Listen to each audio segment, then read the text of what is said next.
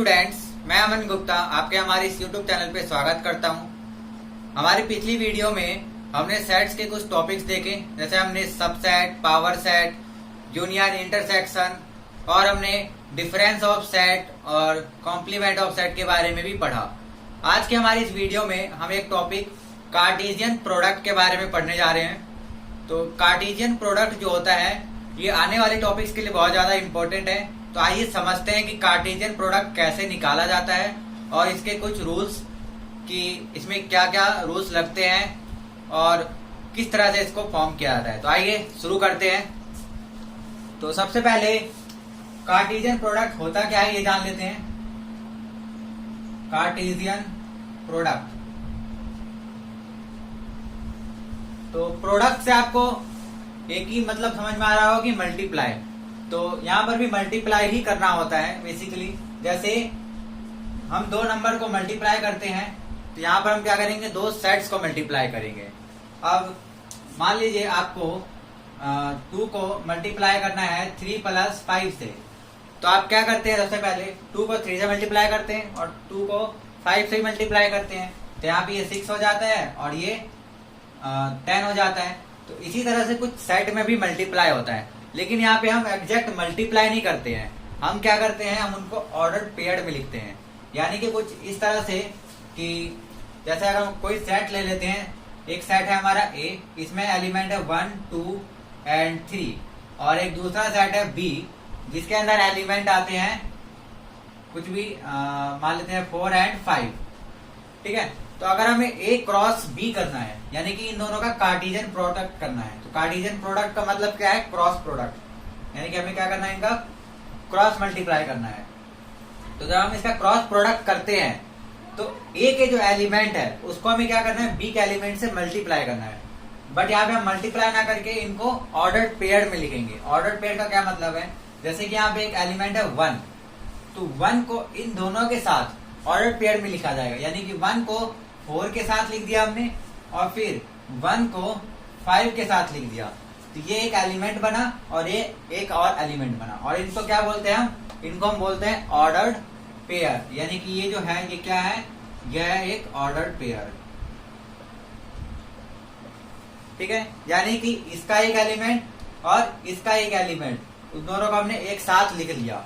ठीक है। और इस तरह से लिखा है कि जो पहला एलिमेंट है वो फर्स्ट वाले सेट से आएगा और जो दूसरा एलिमेंट है वो दूसरे वाले सेट से आएगा। ये फिक्स होता है कि जो पहला वाला है वो पहले वाले के साथ और सेकंड वाला सेकंड वाले के साथ। इसको हम इंटरचेंज नहीं कर सकते। इसका मतलब कि जो ये 1 4 है ये 4 1 के बराबर कभी भी नहीं होगा। यानी कि अगर इनका ऑर्डर चेंज हो गया तो ये दोनों अलग अलग एलिमेंट बन जाएंगे, इसीलिए हम इसको ऑर्डर पेयर बोलते हैं। यानी कि यहाँ पे जो ऑर्डर है वो बहुत मायने रखता है। वैसे सेट के अंदर ऑर्डर मायने नहीं रखता कि अगर ये जो सेट है इसको हम इस तरह से भी लिख सकते हैं 2 3 1, मतलब यहाँ पे ऑर्डर मतलब नहीं रखता कि ऑर्डर आगे पीछे हम कर सकते हैं। लेकिन जब हम इनका क्रॉस मल्टीप्लाई करते हैं, यानी कि कार्टेशियन प्रोडक्ट करते हैं, तो उसमें जो एलिमेंट आ रहा है, ध्यान रखिएगा, जो एलिमेंट है, एलिमेंट के अंदर सिर्फ 2 नंबर्स होंगे। एक आएगा फर्स्ट वाले सेट से और दूसरा वाला आएगा दूसरे वाले सेट से, और इनका ऑर्डर फिक्स रहेगा।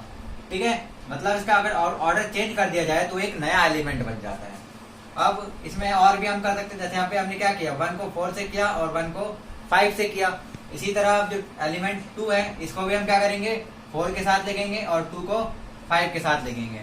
और फिर जो 3 है इसको भी हम क्या करेंगे, 4 के साथ और 5 के साथ। तो इन सब का जो सेट बनेगा, यानी इन सारे एलिमेंट से जो सेट बनेगा वो क्या होगा, A क्रॉस B का सेट होगा। यानी इन दोनों के कार्टेशियन प्रोडक्ट का सेट बनेगा।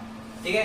तो ये आपको समझ में आया अच्छे से कि जो ऑर्डर पेयर होता है उसमें ऑर्डर सबसे इंपॉर्टेंट होता है। जो फर्स्ट वाला है वो फर्स्ट वाले एलिमेंट से और सेकंड वाला सेकंड एलिमेंट से।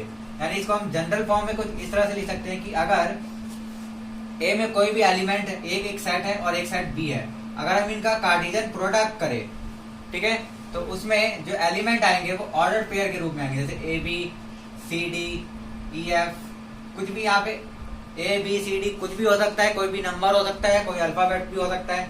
तो कहने का मतलब ये है कि जो A है वो हमेशा कहाँ से बिलोंग करना चाहिए, A से बिलोंग करना चाहिए, यानी सेट A से बिलोंग करना चाहिए। और जो B है वो कहाँ से बिलोंग करना चाहिए, सेट B से बिलोंग करना चाहिए। इसी तरह जो ये वाला एलिमेंट है, इसमें जो सी है वो कहाँ से बिलोंग करेगा, सेट ए से, और जो डी है वो कहाँ से बिलोंग करेगा, सेट बी से। इसी तरह अगर इस एलिमेंट की बात करें तो इसमें ई जो है वो ए से बिलोंग करना चाहिए, और जो एफ है वो कहाँ से बिलोंग करना चाहिए, बी से बिलोंग करना चाहिए। तो ये आपको ध्यान रखना है कि जब भी ए क्रॉस बी करेंगे तो पहला एलिमेंट ए से, यानी कि जो पहला सेट है उससे, और दूसरा एलिमेंट दूसरे वाले सेट से, और ये दोनों मिला के एक एलिमेंट बनाते हैं, सिंगल एक एलिमेंट। यानी ये दो एलिमेंट नहीं है, ये क्या है, सिर्फ एक एलिमेंट है जिसके अंदर दो ऑर्डर पेयर के रूप में एलिमेंट्स लिखे गए हैं। यानी कि ये एक ऑर्डर पेयर है जिसके अंदर दो एलिमेंट है। बट अगर हम इस सेट की बात करें तो ये सिर्फ एक एलिमेंट कहलाएगा, यहाँ पे ये दो एलिमेंट नहीं होंगे। तो ये आपको समझ में आया होगा। इसी के कुछ और रूल्स होते हैं, जैसे कि अगर हम यहाँ पे हमने ए क्रॉस बी निकाला, अगर हम यहाँ पे बी क्रॉस ए निकाले तो जरूरी नहीं है कि ए क्रॉस बी और बी क्रॉस ए इक्वल आए। जैसे कि हम यहाँ देख सकते हैं, अगर हम बी क्रॉस ए निकालते हैं तो जो बी वाले एलिमेंट्स वो पहले आएंगे, यानी जो ऑर्डर पेयर हम लिखेंगे उसमें बी वाले एलिमेंट पहले आएंगे और फिर ए का एलिमेंट आएगा। जैसे यहाँ पे ये 4 है तो 4 को हम 1 के साथ करेंगे, तो ये एक ऑर्डर पेयर बना जिसमें 4 जो है वो बी से आ रहा है और 1 कहाँ से आ रहा है, ए से आ रहा है। तो इसलिए मैंने यहाँ बताया जैसे कि 1 और 4 और 4 1 ये दोनों सेम नहीं होते हैं, अलग अलग होते हैं। तो इसीलिए यहाँ पे जो 1 4 एलिमेंट है वो इस 4 1 के एलिमेंट से बिल्कुल डिफरेंस है, ठीक है। इसी तरह 4 को अगर हम 2 से लिखे तो 4 2 बन जाएगा। यहाँ पर 2 4 लिखा हुआ है लेकिन ये 4 2 के इक्वल नहीं होगा, ये दोनों अलग अलग एलिमेंट है। इसी तरह और एलिमेंट हम लिख सकते हैं इसके 4 3 5 1 5 2 एंड 5 3। तो यहाँ पे आप एक बात ये नोटिस कर सकते हैं कि भले ही ए क्रॉस बी और बी क्रॉस ए इक्वल नहीं है, लेकिन number of elements of A cross B and B cross A हमेशा इक्वल होते हैं। यानी कि दो सेट को अगर हम क्रॉस मल्टीप्लाई करें यानी कार्डियन प्रोडक्ट करें और उनको रिवर्स में करें यानी कि ऑर्डर चेंज करके अगर मल्टीप्लाई करें तो वो जरूरी नहीं कि वो इक्वल हो, बट जो नंबर ऑफ एलिमेंट्स आएंगे उनके अंदर वो इक्वल ही होंगे। जैसे आप देख सकते हैं यहाँ कि नंबर ऑफ एलिमेंट्स कितने हैं, इसमें 6 है और इसमें भी नंबर ऑफ एलिमेंट्स कितने हैं, 6 है। और ये नंबर ऑफ एलिमेंट्स कितने होते हैं ये डिपेंड करता है उन दोनों सेट के एलिमेंट के ऊपर। यानी हम देख सकते हैं ए में कितने एलिमेंट है, 3 एलिमेंट है, और बी में कितना एलिमेंट है, 2। तो जो इनका क्रॉस मल्टीप्लाई होगा, चाहे हम ए क्रॉस बी करें या बी क्रॉस ए करें, उनमें जो एलिमेंट्स होंगे वो इन दोनों के एलिमेंट से मल्टीप्लाई करके आएंगे। यानी कि इसमें 3 है और इसमें 2, तो हम अगर 3 गुना 2 करते हैं, 3 गुना 2 तो क्या आता है, 6 आ जाता है। तो 6 क्या होगा, इनके नंबर ऑफ एलिमेंट्स होंगे। समझ में आया।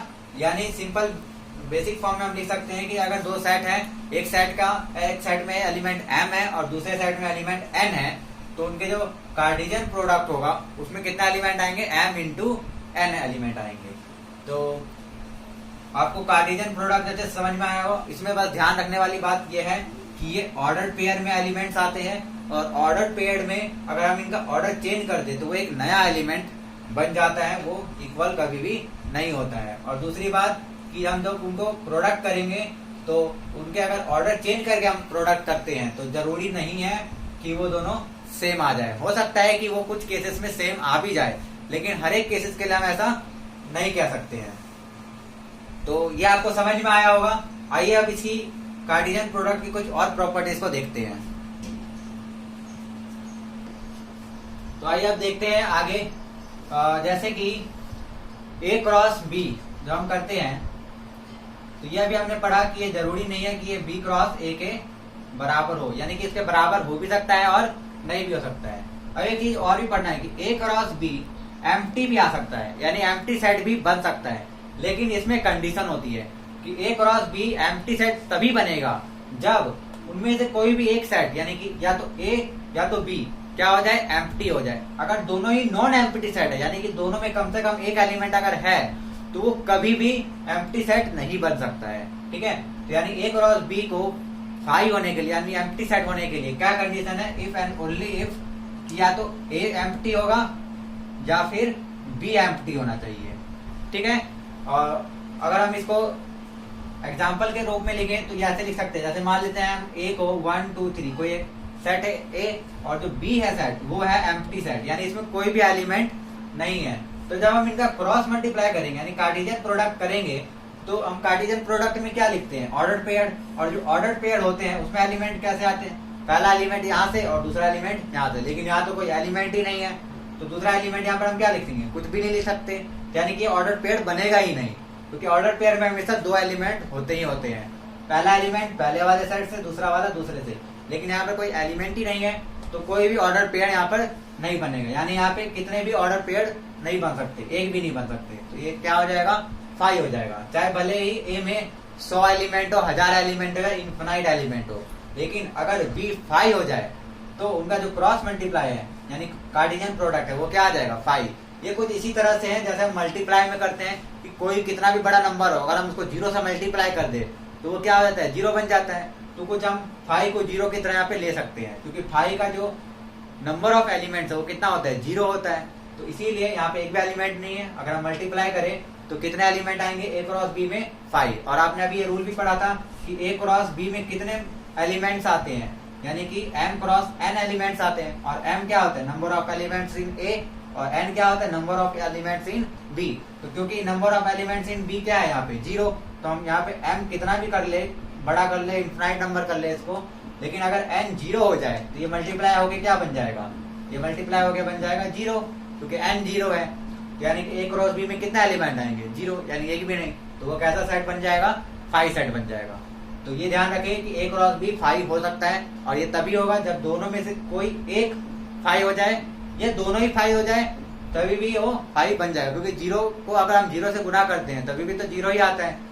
तो जरूरी नहीं है कि सिर्फ एक ही हो, एक हो या दो, उससे फर्क नहीं पड़ता, लेकिन कम से कम एक तो होना ही चाहिए। अगर दोनों ही नॉन एम्प्टी है, यानी दोनों में कम से कम एक एलिमेंट है, तो वो कभी भी 5 नहीं होगा। तो आई होप आपको ये कॉन्सेप्ट 5 वाला अच्छे से समझ में आया होगा कि किसी भी दो साइड के प्रोडक्ट 5 कब हो सकते हैं और कब नहीं हो सकते हैं, और ये a क्रॉस b और b क्रॉस a इक्वल है या नहीं है, ये उनके एलिमेंट्स पे डिपेंड करता है। जैसे अभी हमने पिछला एक एग्जांपल देखा, उसमें क्या था, उसमें दोनों इक्वल नहीं थे। अब एक एग्जांपल हम देख सकते हैं कि जिसमें दोनों इक्वल हो, जैसे एक एलिमेंट मैंने ले लिया, एक सेट a जिसमें एलिमेंट 1 एंड 2, और एक सेट है b जिसमें एलिमेंट है 1 2, यानी कि सेम एलिमेंट है। जब दो साइड में सेम एलिमेंट हो तब हम इसका जब क्रॉस मल्टीप्लाई करेंगे तो यहाँ से ये क्या आएगा, ये आएगा 1 1 1 2, यानी कि 1 को पहले 1 से, फिर 1 को 2 से किया, और फिर 2 को 1 से और 2 को 2 से किया। ये एक साइड बन गया a क्रॉस b का। अब अगर हम b क्रॉस a का करें, b क्रॉस a, तो क्या बनेगा, अब b के एलिमेंट पहले रखने पड़ेंगे, तो यानी यहाँ से भी क्या बन जाएगा 1 1 और 1 2, और क्या बन जाएगा 2 1 और 2 2। यहाँ से आप देख सकते हैं कि इसके सारे एलिमेंट, इसमें सारे एलिमेंट्स इक्वल है, तो यानी कि यहाँ से क्या हो गया, a क्रॉस b जो है वो इक्वल हो गया b क्रॉस a के। तो ऐसे ही और भी एग्जाम्पल आप ले सकते हैं जिसमें a क्रॉस b और b क्रॉस a इक्वल आए।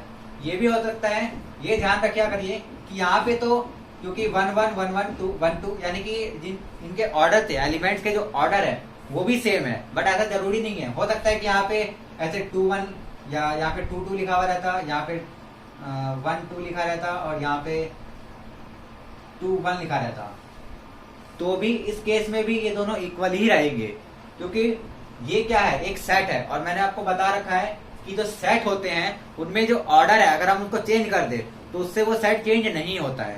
तो यहाँ पे अगर हमने इनके ऑर्डर को चेंज कर दिया, क्योंकि यहाँ पे क्या कर दिया, यहाँ पे मैंने 2 2 को पहले लिख दिया, फिर 1 2 लिख दिया, फिर 2 1 लिख दिया, यानी इनके ऑर्डर को मैंने चेंज कर दिया।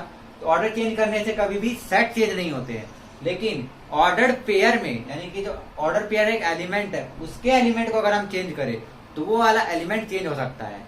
तो ये ध्यान रखा करिए, इसमें कंफ्यूजन होता है कि कहीं पे ऑर्डर चेंज करने पे चेंज हो रहा है और कहीं पे नहीं हो रहा है। तो वो किस केस में हो रहा है, जब ऑर्डर पेयर की बात हो रही है उसमें ऑर्डर चेंज करने पे वो चेंज हो रहा है, लेकिन जब सेट की बात होगी तो उस पे ऑर्डर चेंज करने पे कोई भी फर्क नहीं पड़ने वाला है। ठीक है, तो इस बात का आप ज्यादा खास ध्यान रखा करिए, क्योंकि ज्यादातर गलतियां इसी में होती है। तो आज हमने पढ़ा कार्टेशियन प्रोडक्ट, और इस टॉपिक को हमने अच्छे से देखा कि ये क्या होते हैं, और इनकी कुछ प्रॉपर्टीज देखी कि कहाँ पर ये किस तरह से इनके रूल्स लगाए जाते हैं। तो आज की हमारी वीडियो में सिर्फ इतना ही। अगर आपको ये वीडियो पसंद आई हो तो प्लीज लाइक करें, इस टॉपिक पे कार्टेशियन प्रोडक्ट के रिलेटिव कोई भी डाउट हो या क्वेरी हो तो प्लीज आप कमेंट करें, और अगर आप हमारे चैनल पे नए हैं तो प्लीज सब्सक्राइब करें और बेल आइकन को दबाना ना भूलें, जिससे आपको आने वाली वीडियो की नोटिफिकेशन मिलते रहे। हमारे आने वाली वीडियो में हम ग्रुप थ्योरी को स्टार्ट करने जा रहे हैं। ग्रुप थ्योरी यानी मॉडल अलजेब्रा के बारे में पढ़ेंगे। उससे पहले हमने कुछ बेसिक कॉन्सेप्ट देख लिया जिसका यूज ग्रुप थ्योरी में होने वाला है। तो आज के लिए सिर्फ इतना ही। Thank you.